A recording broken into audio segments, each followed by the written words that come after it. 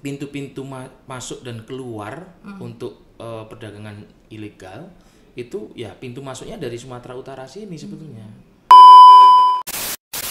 Memang memiliki cita-cita sebagai anggota Polri, ada nggak sih Pak role model Bapak nih yang memang Bapak banggakan di kepolisian ini, orangnya nih Pak, ada nggak?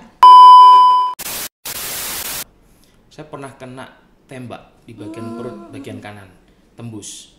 Itu saya rasa paling berkesan, itu artinya tidak akan terlupakan seumur hidup saya.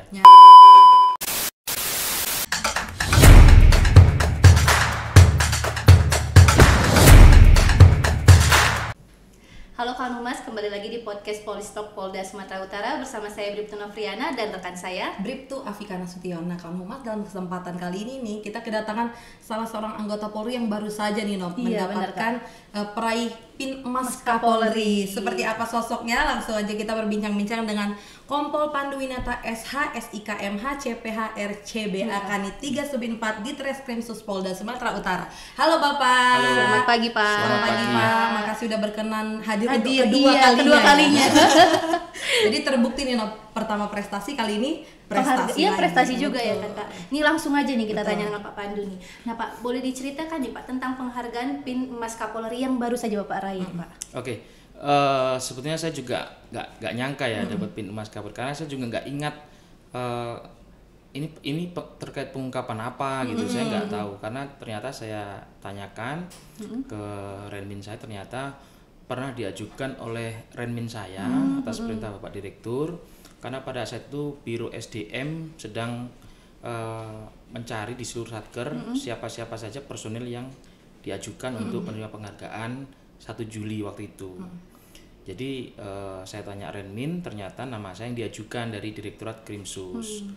Nah, saya nggak tahu tuh asal diajukan dari Renmin, tiba-tiba ya lama 1 Juli pun nggak ada penghargaan apa segala macam. Tiba-tiba bulan Oktober akhir kemarin saya ditelepon pihak SDM Mabes, ternyata saya mendapatkan penghargaan Kapolri berupa PIN emas. Itu jadi saya nggak tahu ini, terus saya lihat di skepnya itu ternyata penghargaan yang dimaksud itu atas prestasi internasional kemarin, yaitu ada 2. Yang pertama waktu kita podcast pertama kali itu pengungkapan tas bermerek itu yang dapat saya diundang di Washington DC. Kemudian yang kedua saya ada kerjasama dengan polisi federal Amerika dan polisi Thailand dalam pengungkapan perdagangan ilegal satwa dilindungi. Gitu. Berarti meraih penghargaan PIN emas ini karena pengungkapan kasus yang Bapak sebenarnya bingung kasus yang mana ya, saking banyaknya. Iya, keberhasilan mengungkap kasus. Iya, nih. benar. Nah Pak, apa sih Pak sebenarnya arti PIN emas yang baru Bapak raih nih Pak untuk Bapak sendiri? Sangat kaget ya, dan sangat luar biasa sekali karena PIN Emas Kapolri ya. Ini penghargaan orang nomor 1 di Polri. Iya, betul. Jadi saya sangat antusias dan sangat bahagia sekali ya, ini penghargaan Kapolri. Saya dengar penghargaan nggak salah ini. Ya sangat bahagia. Pastinya saya sangat bersyukur sekali karena Bapak Kapolri telah mengapresiasi kinerja kami. Dan ini menjadi motivasi yang sangat luar biasa bagi kami dan tim saya mungkin ke depan untuk berbuat lebih baik lagi. Betul. Ya. Pak, tapi penasaran nih Pak, mungkin keunggulan dari PIN Emas Kapolri ini apakah bisa membawa kita mungkin ada tes sekolah berikutnya jadi? Saya nggak tahu, mungkin bisa jadi ya. Tapi yang jelas pengumuman sebelumnya juga sudah, saya juga sudah diumumkan lulus terpilih juga.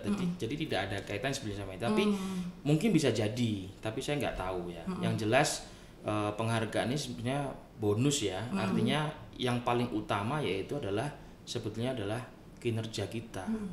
Ya, kita all out saja dalam bekerja. Kalau penghargaan itu saya rasa bonusnya. Tapi yang jelas itu bisa menjadi motivasi. Dan saya rasa pimpinan akan memperhatikan kok personil berprestasi itu. Ya mungkin kesempatan sekolah ataupun yang lainnya. Dan mungkin nanti di Wikipedia ada pernah dibuat peraih PIN Emas Iya, Kapolri benar, ya. Karena kan memang nggak semua juga bisa mendapat PIN ini ya. Nah Pak, selain PIN Emas Kapolri, Bapak sendiri selama bertugas nih sebagai anggota Polri ada penghargaan apa saja ya Pak yang selama ini sudah berhasil diraih? Nah ini dia penghargaan. Alhamdulillah ya, saya sampai lupa saya banyak sekali. Saking banyaknya Kak. Karena begini Mbak, dari internal saya juga dapat, dari eksternal saya juga dapat. Itu semua bekerja sama semua tim ya. Tim saya di unit 3 subdit 4 Tipiter. Kami mendapatkan penghargaan dari eksternal juga baru-baru ini pada saat pengungkapan satwa dilindungi juga. Itu kita juga mendapatkan apresiasi dari pemerhati lingkungan di Thailand. Ya, karena memang satwa-satwa dilindungi yang berada di Sumatera Utara ini kebanyakan memang selundupannya arahnya dikirim ke Thailand. Dikirim jadi keluar atau keluar negeri ke Thailand karena memang pintu-pintu masuk dan keluar untuk perdagangan ilegal itu ya pintu masuknya dari Sumatera Utara sini sebetulnya. Jadi banyak sekali eksternal yang memberikan apresiasi kepada kami. Dan juga penghargaan dari internal, dari Bapak Kapolda, Bapak Dirkrimsus juga kita juga sering dapatkan itu. Wajar sih Nop dapat Pin Emas Kapolri ya. Nah Pak, dibalik mungkin penghargaan yang banyak nih Pak, apa sih Pak sebenarnya yang memotivasi nih Pak sehingga Bapak bisa meraih berbagai macam penghargaan itu? Ya, jadi gini, motivasi saya itu sebetulnya pengaplikasian rasa syukur ya, Vika. Jadi saya bersyukur sekali diterima di kepolisian ini karena mungkin kalau flashback ke belakang saya mengingat pada saat pendaftaran dulu, saya ini keluarga yang kurang beruntung dulu. Saya ditinggal orang tua saya, bapak saya meninggal tuh pada saat saya kelas 2 SMA, dan saya memang punya cita-cita jadi anggota Polri. Dan betapa sulitnya masuk anggota Polri dulu. Saya lulus SMA, mendaftar Akpol, gagal 3 kali. Sangat susah sekali gitu bagi saya. Apa sih, padahal tesnya itu aja. Tapi apa sih, karena memang kalau Akpol kan memang seleksinya sangat ketat sekali ya. Dan diambilnya pun dari masing-masing provinsi juga sedikit.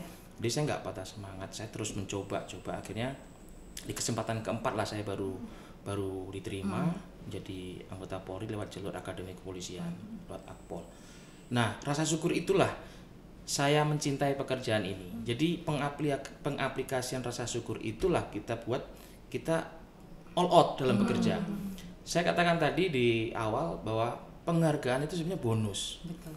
Yang paling utama, paling penting itu adalah bekerja semaksimal mungkin, bekerja dengan penuh dengan effort yang tinggi untuk mengaplikasikan rasa syukur kita. Karena kita pasti tahu mendaftar anggota Polri itu tidak mudah. Jadi setelah kita masuk anggota Polri, ya rasa syukur kita itu dengan salah satunya yaitu bekerjalah dengan bagus, bekerjalah dengan baik. Tunjukkan prestasi, tunjukkan kemampuan semaksimal mungkin untuk institusi kita ini. Gitu. Saya rasa itu. Berarti Bapak termasuk salah seorang veteran nih ya Pak. Keluarga berkali-kali ya, maksudnya gitu. Berkali-kali nyoba polisi itu sekarang dibilangnya veteran tuh Pak. Gitu. Jadi bahasa gaulnya gitu. Sama seperti di sebelah saya Pak. Makanya dia bekerja di Humas ini dengan hati, gitu kan Nok? Nah itu cocok itu, bekerja dengan hati. Kakak veteran juga bekerja dengan hati Kak. Lah Bapak sendiri nih selama berdinas sebagai anggota Polri juga cukup lama di fungsi reskrim ya, dan tentunya juga sudah banyak pengungkapan kasus yang dilakukan. Ada nggak sih Pak pengungkapan kasus yang mungkin untuk Bapak sendiri itu paling berkesan gitu? Ada nggak itu boleh ceritakan Pak? Jadi semua pengungkapan saya rasa semuanya berkesan. Cuman selama menjadi anggota Polri, dulu sebelum saya tugas di Polda Sumatera Utara, ya penempatan tugas pertama saya itu di Polda Jawa Barat. Saya pernah mengungkap kasus curas ya, pencurian kekerasan dengan objek kendaraan bermotor, Ranmor. Saya pernah kena tembak di bagian perut bagian kanan, tembus. Itu saya rasa paling berkesan, itu artinya tidak akan terlupakan seumur hidup saya. Nyaris ya Pak ya, itu ya. artinya ya itulah antara hidup dan mati. Tapi alhamdulillah Tuhan Allah SWT memberikan kesempatan saya untuk hidup dan bisa bertugas hingga sekarang. Itu mungkin sangat berkesan dan tidak akan terlupakan seumur hidup saya. Karena bekasnya pun masih masih ada. Kalau di Polda Sumatera Utara banyak. Waktu saya Kasat Reskrim Polres Batubara, saya juga pernah mengungkap kasus-kasus pembunuhan yang tingkat kesulitannya berbeda-beda. Ada 4 kali pembunuhan di sana saya ungkap semua. Ada yang seminggu baru terungkap, ada yang 1 hari terungkap, bahkan ada yang hitungan kurang dari 1 kali 24 jam juga terungkap. Semuanya ada ciri khas dan keunikan masing-masing. Itu juga berkesan. Itu sih kalau menurut saya. Itu Nop, kalau memang udah menjiwai jadi anggota Polri ini ya gini ya. Justru tidak menimbulkan trauma ya Pak untuk melakukan Ya, kita fungsi reskrim semakin ya. ya ini nih gimana sih ya, kayak semakin kita itu harus gemes gitu. Betul. Kalau ada jiwa-jiwa itu dia. Reskrim. Nah Pak, tadi Bapak bilang karena berkali-kali sudah tes polisi dan memang memiliki cita-cita sebagai anggota Polri. Ada nggak sih Pak role models Bapak nih yang memang Bapak banggakan di kepolisian ini, orangnya nih Pak, ada nggak? Sebenarnya role modelnya itu almarhum bapak saya sendiri. Almarhum bapak saya Akademi Kepolisian tahun 73. Beliau melihat beliau itu mendedikasikan dirinya itu untuk institusi sangat luar biasa. Bahkan sampai beliau di akhir usianya masih memikirkan pekerjaannya. Jadi mungkin saya tertarik atau pengen jadi Polri itu juga mungkin inspirasinya dari almarhum bapak saya itu gitu. Karena saya 3 bersaudara, hanya saya yang jadi anggota Polri. Mengikuti jejak orang tua ya Pak. Jadi saya mungkin role modelnya ya saya, karena bapak saya itu ke Polri itu memang nothing tulus dia. Artinya tidak ada rasa capeknya gitu. Sampai 24 jam ini waktunya libur kok masih masuk bapak saya. Saya pernah diajak ke kantor bapak saya itu, tugasnya di Jawa Timur dulu. Sangat luar biasa ini dedikasinya. Jadi memang all out untuk Polri itu. Jadi mungkin itu role model saya itu. Selama ini almarhum bapak saya. Berarti karena memang Bapak juga ayahnya Bapak ini memang anggota Polri dan mungkin sebelumnya pun Bapak udah melihat juga ritme pekerjaannya seperti ini, jadi semakin mencintai nih institusi Polri ini gitu. Nah terakhir nih Pak, sebelum menutup perjumpaan kita nih, adakah pesan-pesan Bapak ini bagi rekan-rekan Polri atau mungkin motivasi ya untuk rekan-rekan Polri selama bertugas nih, berdinas nih Pak? Boleh semoga kedepannya bisa mendapatkan pin emas lagi nih anggota Polda Sumut. Bisa disampaikan nih Pak ke kamera yang sebelah sini. Jadi bagi seluruh personil Polri ya, cintailah pekerjaan kita ini dan rasa syukur kita itu aplikasikan dengan bekerjalah dengan maksimal di Polri ini. Tunjukkan prestasi, tunjukkan kinerja yang maksimal untuk Polri, masyarakat, bangsa dan negara. Artinya rasa syukur kita itu kita aplikasikan ke Polri ini melalui jalur Polri ini dan teruslah berbuat baik karena kebaikan itu akan membawa keberuntungan. Itu. Mencintai pekerjaan KPK. Ayo kita ikuti jejak Bapak Kak. Siapa tahu kita dari rumah bisa dapat pin emas Kapolri. Insyaallah.